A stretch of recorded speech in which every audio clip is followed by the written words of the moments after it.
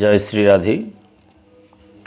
সুধী সজ্জনবৃন্দ, আজকে আমাদের বৈষ্ণব মহিমা কথা কীর্তনের নবম পর্ব দর্শন করতে চলেছি। আমাদের আজকের আলোচ্য বিষয় বৃহৎ বৈষ্ণব মহিমা কথা কীর্তন, মানে বৈষ্ণবের যে আমরা বা বৈষ্ণব প্রসঙ্গে যে 8টি পর্ব দর্শন করেছি, সেই 8টি পর্বের দিগদর্শন অর্থাৎ 60 তত্ত্ব নিয়ে আমাদের আজকের এই বৃহৎ বৈষ্ণব কথামৃত কীর্তন অর্থাৎ বৃহৎ বৈষ্ণব মাহাত্ম্য। পাপী লোক বলে বৈষ্ণব বলিব কাহারে, শাস্ত্রে বলে বিষ্ণু উপাসনা যেই জন করে বৈষ্ণব বলিয়া জানিবে তাহারে। যারা বিষ্ণুর ভজন করে তারাই বৈষ্ণব। হরিনাম পরায়ণ পূজয়ে কেশব, কৃষ্ণমন্ত্র গ্রহণ বিষ্ণু জানাতি বৈষ্ণব। যিনি হরিনাম পরায়ণ, যিনি কেশবের পূজা করেন অর্থাৎ কৃষ্ণের পূজা করেন, যিনি কৃষ্ণমন্ত্র গ্রহণ করেছেন, যিনি বিষ্ণুকে জানেন বা জানার চেষ্টা করছেন বা করেছেন, তিনি বৈষ্ণব। শ্রীবিষ্ণুতে মন্ত্রে দীক্ষা লইয়া যেই জন করে বিষ্ণুর পূজা হইয়া একমন, সেই জন বৈষ্ণব বলি জানিহ নিশ্চয়, তাহা ছাড়া আর যত অবৈষ্ণব হয়। পদ্মপুরাণের উক্তিতে যে জন বিষ্ণুমন্ত্রে দীক্ষিত হয়ে যথাযথভাবে বিষ্ণুর ভজন করেন তাকে যেন আমরা বৈষ্ণব জ্ঞান করি, তাছাড়া অন্যান্য জনকে বৈষ্ণব হিসেবে আমরা মানতে সক্ষম নই, কারণ তা পদ্মপুরাণের উক্তিতে স্পষ্ট। বৈষ্ণব পরম ধর্ম পুরাণের কথা, বৈষ্ণব পরম তপ জানিহ সর্বথা। বৈষ্ণব পরম আরাধ্য এতি নভুবনে, বৈষ্ণব পরম গুরু কহি সর্বজনে। আদিপুরাণ তাই বলছে বৈষ্ণব পরম ধর্ম, বৈষ্ণব পরম তপ, বৈষ্ণব পরমারাধ্য, বৈষ্ণব পরম গুরু। দম তপ সত্য ধর্ম অমাৎসর্য যাগ, ধৃতি শ্রুতি ক্ষমা লজ্জা দান দেশত্যাগ। এই 12 গুণে বিপ্র হইয়া শোভন, কৃষ্ণপাদ পদ্ম যদি না করে ভজন। যার মধ্যেই 12টি গুণ আছে কিন্তু তিনি বিষ্ণুর বা কৃষ্ণের ভজন করছেন না, কৃষ্ণ পাদপদ্ম চিন্তন করেন না, তবে সেই বিপ্রাপেক্ষা একান্ত ভকত, চণ্ডাল পরম শ্রেষ্ঠ জানিও সতত। তিনি যদি বিপ্র হন, বিপ্রকে যিনি বেদজ্ঞ শ্রেষ্ঠ তিনি বিপ্র, কিন্তু সেই বিপ্র বা বেদজ্ঞজন যদি এই 12 গুণে ভূষিত হয়েও কৃষ্ণের ভজন না করেন তবে তার চেয়ে চণ্ডাল শ্রেষ্ঠ। সেই সে করিতে পারে সর্বকুলোদ্ধার, ওহে ভাই এক বাক্যে যেন সারাত সার। তাতে কোনো সন্দেহ নাই, তিনি কুল উদ্ধার করতে পারবেন যদি তিনি চণ্ডালও হয়ে থাকেন, যিনি কৃষ্ণ ভজন করছেন। গর্বপূর্ণ বিপ্র নারী স্বদেহ সুদিতে, কুলুদ্ধারের কথা রহুক দূরেতে। যিনি গর্ব অহংকারে পরিপূর্ণ, সে তো নিজেকে উদ্ধার করতে পারে না, সে আর তার কুল কি করে উদ্ধার করবে।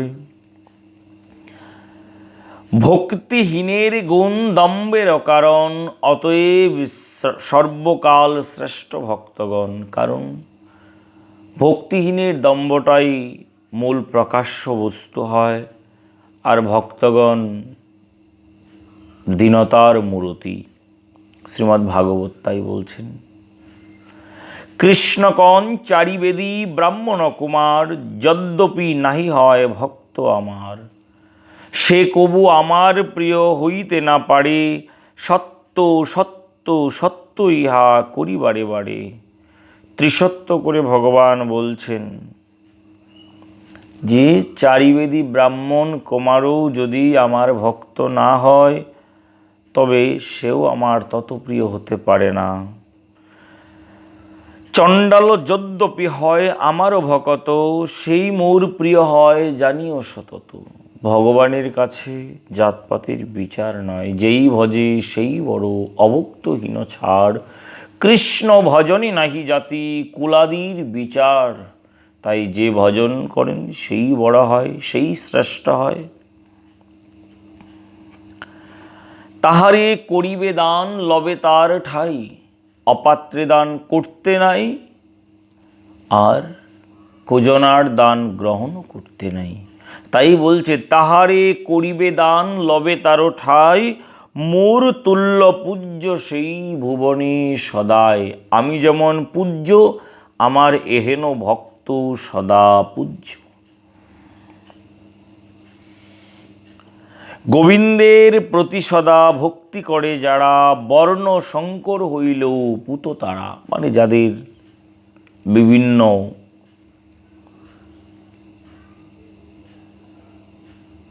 অর্থাৎ বৈধতায় জন্ম নয় বা কুল বংশের আমরা কোনরূপ পরিচয় আদি যথাযথ নির্ণয় করতে পারি না, তাদেরকে বলা হয় বর্ণশঙ্কর।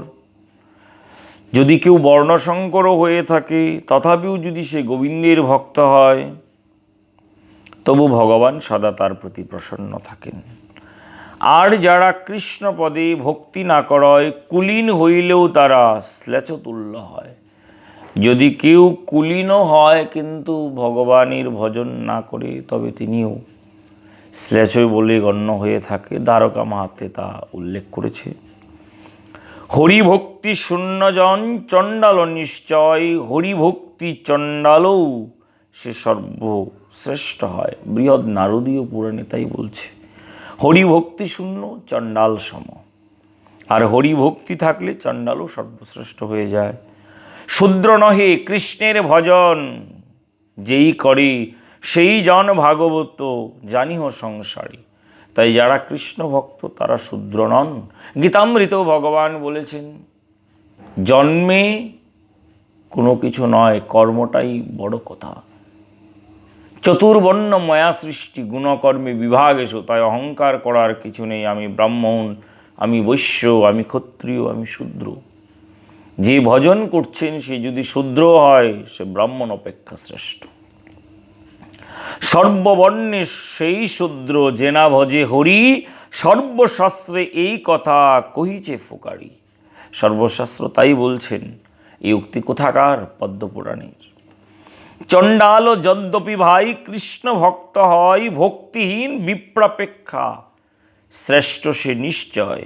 চণ্ডালও যদি কৃষ্ণের ভক্ত হয় সে একজন বিপ্রের চেয়েও বেশি শ্রেষ্ঠ। যতি যদি হয় কৃষ্ণ ভক্তি বিরহিত, চণ্ডাল অপেক্ষা নিচ জানিহ নিশ্চিত। যতিকে যিনি সন্ন্যাসী সে যদি কৃষ্ণ ভক্ত বিরহিত হয় তবে সে চণ্ডাল অপেক্ষা নিচ হয়ে থাকে। কৃষ্ণ ভক্ত জাতিতে চণ্ডালও যদি হয়, মুনি হইতে শ্রেষ্ঠ তারে জানিব নিশ্চয়। তিনি মুনির চেয়েও শ্রেষ্ঠ। বিষ্ণু ভক্তিহীন যদি হয়েন ব্রাহ্মণ, চণ্ডালেরও নিচ মধ্যে তাহারও গণন। বিষ্ণু ভক্তিহীন ব্রাহ্মণও চণ্ডাল বলেই গণ্য। আপনার আমার সাধারণ জনার কোনো কথা নয়, এ শাস্ত্রের কথা পদ্মপুরাণ স্পষ্ট বলছেন। সর্ববর্ণে সেই ভজে সেই শ্রেষ্ঠ হয়, যে না ভজে সে চণ্ডাল সর্বশাস্ত্রে কয়। যুগী হৃদে বৈকুণ্ঠেতে নাহি থাকি আমি, সদা ভক্ত নিকটে রহিয়া গুণগান শুনি। ভগবান নিজেই নিজের গুণগান শ্রবণ করে আনন্দ পায়। ভগবান বলছেন নারদ পঞ্চরাত্রে নারদ মুনিকে, আমি যুগী হৃদয়ে বৈকুণ্ঠে থাকি না। গীতাতেও উল্লেখিত আছে। বৎসের পশ্চাতে যেন যায় ধেনুগণ, তেমতি ভক্তের পাছে যায় জনার্দন। গাভীর যেমন তার বাছুর অর্থাৎ বৎসের পিছনে ছুটে যায়, তেমনি ভক্তের পিছনে ভগবান জনার্দন সর্বদাই ধাবিত হয়। ভক্তের পশ্চাতে মুক্তি ধায় স্তুতি করি। মুক্তি এসব ভক্তের পিছনে স্তুতি করে। সত্য সত্য সত্য বলে শাস্ত্র দেখ বিচারি, আদি পুরাণ তাই বলছেন। যথায় থাকেন ভাই হরিভক্তজন, ব্রহ্মা হরি শিব আর দেবসিদ্ধগণ, তথায় তৎকালে জানি করেন অবিজয়, নারদ পুরাণে ইহা ফোকারিয়া কয়। যথা একজন হরিভক্তের অবস্থান হয়, সেখানে ব্রহ্মা হরি শিব দেবসিদ্ধগণ সকলে অবস্থান করেন। পদ্ম পুরাণেতে আছে পরম সিদ্ধান্ত, বৈষ্ণবের মহিমা তত্ত্ব নাহি যার অন্ত। সত্যি ভক্ত বৈষ্ণবের মহিমার কোনো অন্ত নেই, সীমা পরিসীমা নেই। দুই দণ্ড কিবা এক দণ্ড পরিমাণ, বৈষ্ণব গোসাই যথা হন অধিষ্ঠান। সেই স্থান সর্বতীর্থ তপুবন হয়, সত্য সত্য পুনঃ সত্য জানিহ নিশ্চয়। দণ্ড মানে 24 মিনিটকে এক দণ্ড সময় বলা হয়েছে শাস্ত্রে। কোনো স্থানে কোনো অঙ্গনে যদি কোনো ভক্ত বৈষ্ণবের 24 মিনিট কিংবা 48 মিনিট অবস্থান হয়ে থাকে, সেই অঙ্গন সর্বতীর্থের তথা তপোবনের ন্যায় পুত পবিত্র হয়। সহস্র যাজ্ঞিক হইতে জানিহ নিশ্চয়, সকল বেদান্ত বেত্তা জনশ্রেষ্ঠ হয়।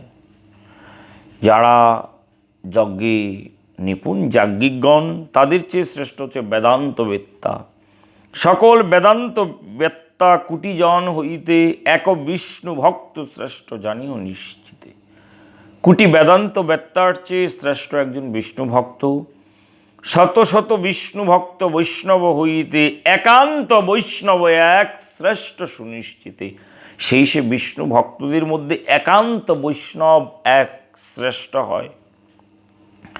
যাহারও একান্ত ভক্ত তাহারা শুভন, কৃষ্ণের পরম পদ প্রাপ্ত জানি হন।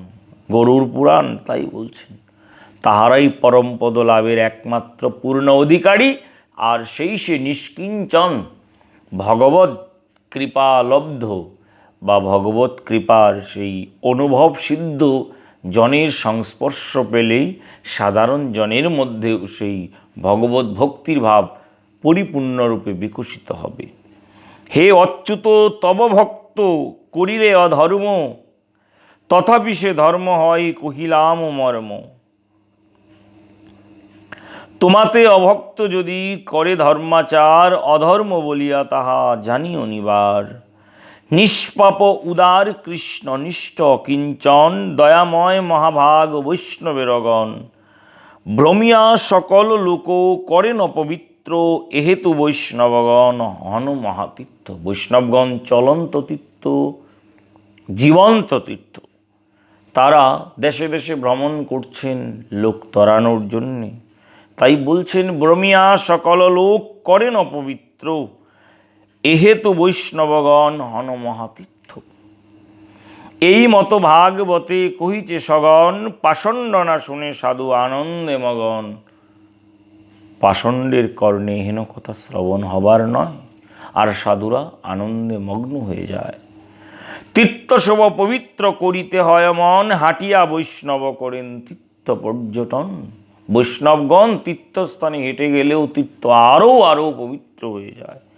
এহেন বৈষ্ণব সঙ্গে ভবভয় তরি, তাহার কৃপার ফল কহিতে না পারি। বলে শেষ করা যাবে না সেই সে বৈষ্ণবের কৃপার ফল কত। ভাগবতে তা উল্লিখিত। মহান্ত স্বভাব এই তারিতে পামর, নিজ কার্য নাহি তবু যান তার ঘর। তারা পরকে তরানোর জন্যই ঘরে ঘরে যাচ্ছেন, তাদের নিজ প্রয়োজনে নয়। বৈষ্ণব শরণ মাত্রে সর্বপাপ হরে, দর্শন স্পর্শন মহিমা কে কহিতে পারে। যার দর্শনে সকল পাপ চলে যায়, তার স্পর্শন দর্শন তো বহু দূর, যার শরণ হলেই হয়। তাই তো পদকর্তা নরোত্তম দাস ঠাকুর মহাশয় গিয়েছেন, এবারও করুণা করো বৈষ্ণব গোসাই, পতিত পাবন তোমার বিনে কেহ নাই। যাহার নিকটে গেলে পাপ দূরে যায়, এমন দয়ালো প্রভু কে বা কোথা পায়। বৈষ্ণবীর মতো এমন দয়াল কোথাও পাওয়া যায় না, যার নিকটে গেলে এই পাপ চলে যায়। তাই বলছে কি, বৈষ্ণব শরণ মাত্রে সর্বপাপ হরে, দর্শন স্পর্শন মহিমার কে কহিতে পারে। নারায়ণ পরায়ণ বৈষ্ণবের গণ, পাপকার্যে বদ্ধ নাহি হন কদাচন। পাপ তাদের স্পর্শ পর্যন্ত করতে পারে না। ভাস্করের ন্যায় তারা হইয়া উদিত, সকল লোকের ভাই করেন অপবিত্র। গঙ্গার জলে যদি রক্ত জল বয়ে যায়, গঙ্গার কোনো হানি হয় না, গঙ্গার মহিমার কোনো ম্লান হয় না। ভক্ত বৈষ্ণব ঠিক তদ্রূপ, তারা সকল লোককে পুত পবিত্র করতে সক্ষম। তারা জনে জনে পতিত পাবন। বৈষ্ণব মহিমা কিছু কহনি না যায়, ভুবন পবিত্র হয় যাহারও কৃপায়। ইন্দ্র আদি সবার কর্মভোগ হয়, কৃষ্ণ ভক্ত কবু নাহি কর্মেতেই পড়য়। আদি পুরাণ স্পষ্ট বলছে, ইন্দ্র আদি সমস্ত জনারই কর্মের ফল ভোগ করতে হয়, কিন্তু কৃষ্ণ ভক্তের কর্মের কোনো ফল ভোগ করতে হয় না। কেন দুর্ভোগে পড়তে হয় না তাদেরকে কোনোরূপ? কারণ তারা যাই করছেন সবই তো কৃষ্ণ চরণে সমর্পিত।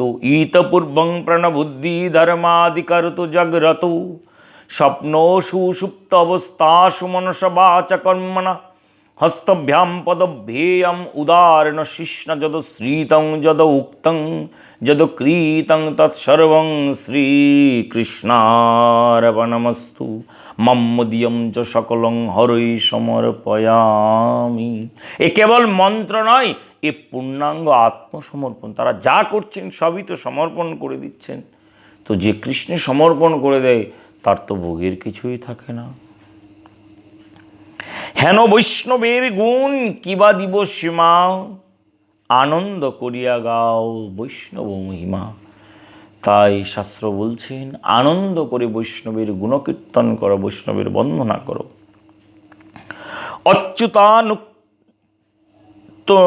অচ্যুতানুরক্ত তারা, তাদেরও কৃপায় জীবগণ এইভাবে সদা সুখ পায়। তারা অচ্যুতের অনুরক্ত, অর্থাৎ তারা কৃষ্ণ ভগবানের অনুরক্ত, আর সেই তাদের কৃপা জীবগণ সদা সুখ পায়। শুধু অর্থবিত্তে বৈভবী সুখ নয়, কৃপা না হলে জীবন সুখের হয় না। পরিশ্রমে ধন আনে বটে, কিন্তু পুণ্য না করলে সুখ হয়? তাই পরিশ্রমে ধন আনে, পুণ্যে আনে সুখ। ভক্ত বৈষ্ণবের কৃপা লাভ করা একটা পরম পুণ্যের বিষয়। সেই কৃপা বলেই আমরা পরম সুখে সুখী হতে পারি।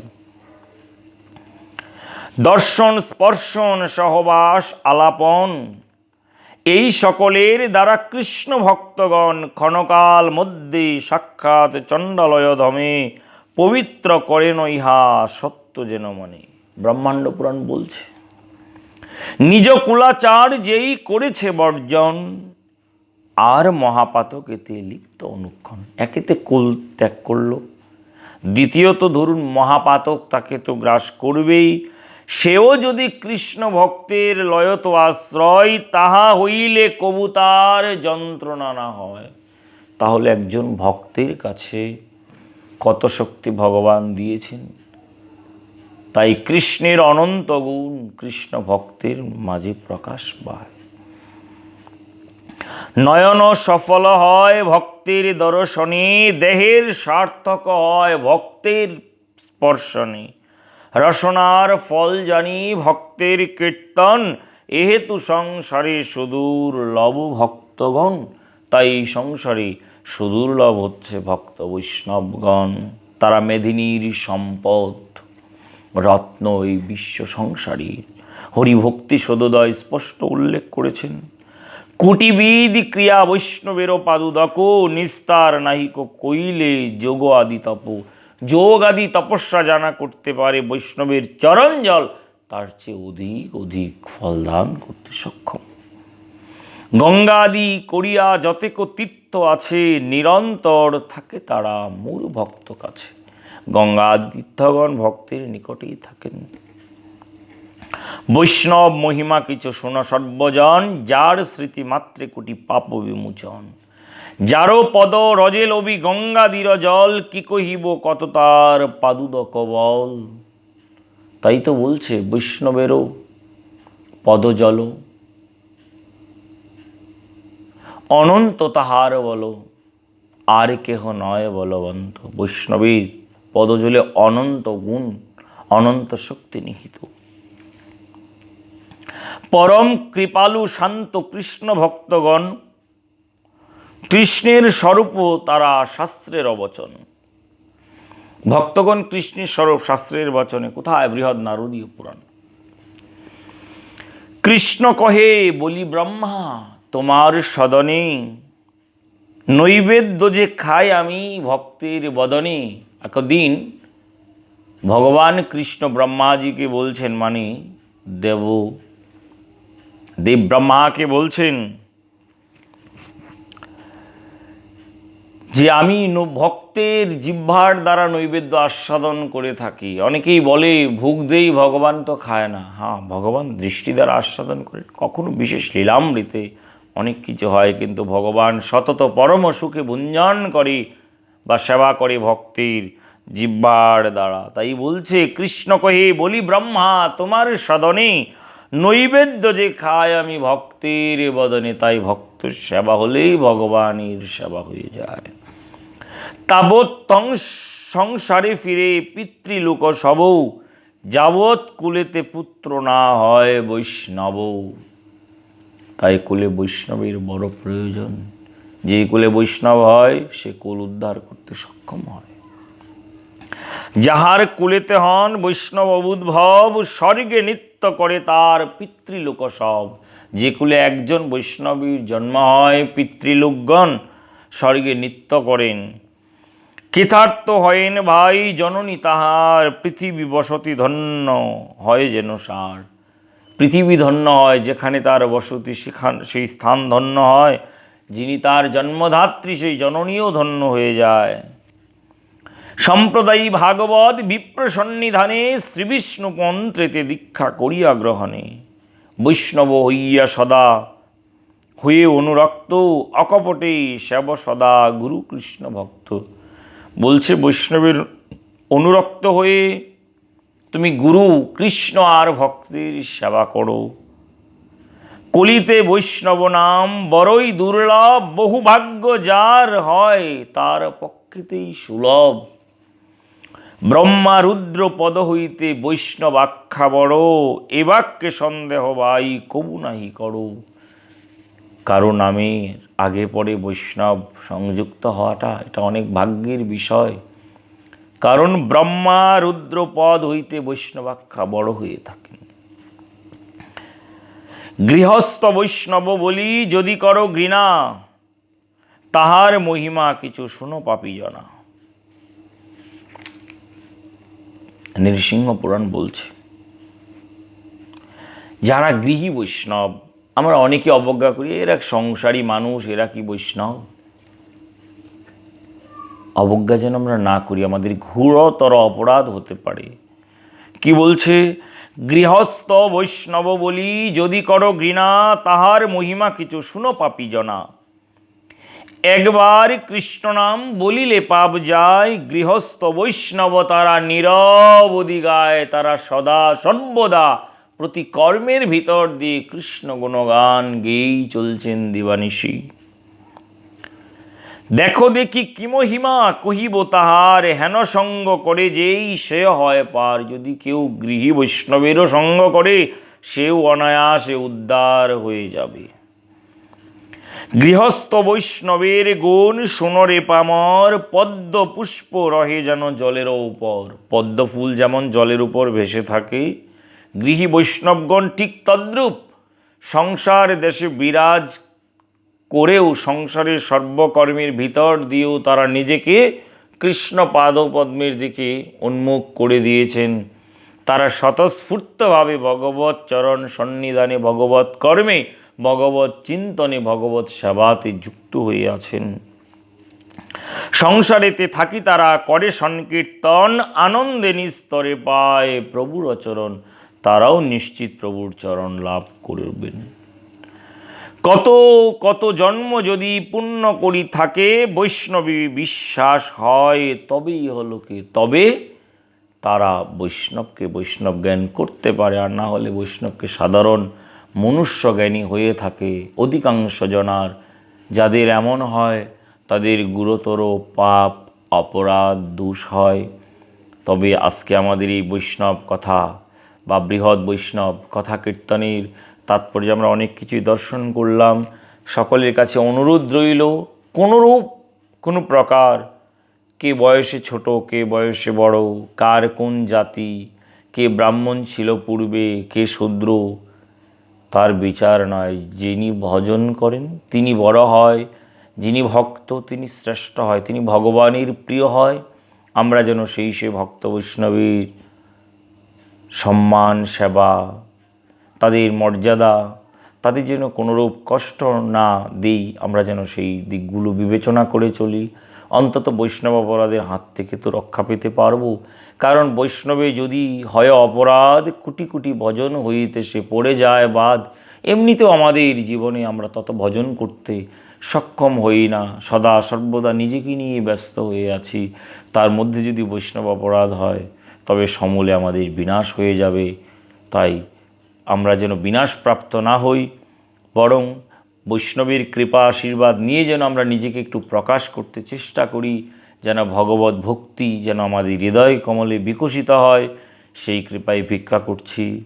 এই বৃহৎ বৈষ্ণব কথা কীর্তনে আমার অনেক অনেক ভুল ত্রুটি হয়তো হয়েছে বা ভুল ত্রুটি থাকতে পারে।